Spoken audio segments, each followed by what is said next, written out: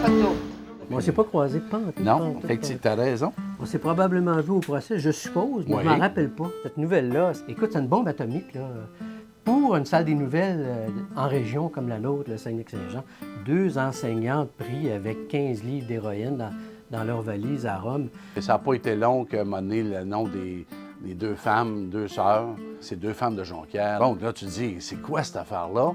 C'est de l'héroïne, effectivement. On parlait de 15-16 millions de valeurs à l'époque, il y a 40 ans.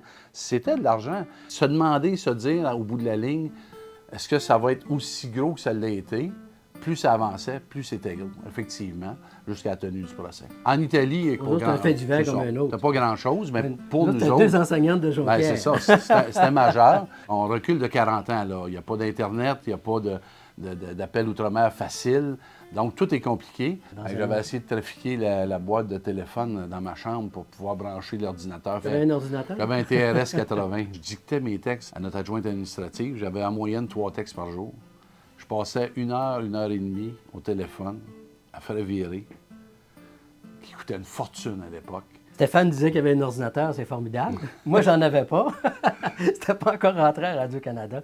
Et il y a une chose qui m'a vraiment surprise, c'est qu'en Italie, on parle italien. Ce que je veux dire par là, c'est qu'on parle ni français ni anglais. Moi, je m'attendais à pouvoir me débrouiller facilement. J'avais même pas de traducteur à ma disposition.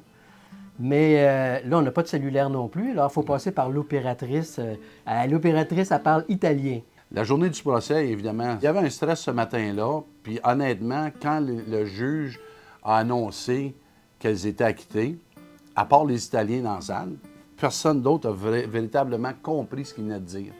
Jusqu'au moment où l'avocat des Sœurs Lévesque, avec un interprète, a dit aux sœurs, « Vous êtes acquittées ». Puis là, on l'a entendu, parce que c'était en français.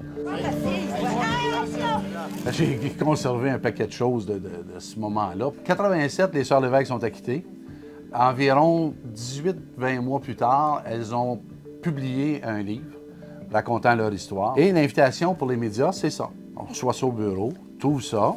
Et là, on découvre ce petit sachet de poudre blanche. Et à l'intérieur, c'est marqué « Invitation ». Puis quand tu l'ouvres, tu vas chercher le papier, puis ça t'indique l'endroit, l'heure de la conférence de presse et la date pour le lancement du livre des Sœurs Lévesque, Les Valaiseaux. Le clin d'œil est extraordinaire de dire que tu envoies ça dans une enveloppe avec de la poudre blanche dedans, qui est probablement du sucre en poudre, quelque chose de genre, je ne sais pas, je ne l'ai pas ouvert. J'ai une petite anecdote semblable. Quand j'ai pris ma retraite il y a 10 ans, d'ici, là, de Radio-Canada, on m'a fait un beau party.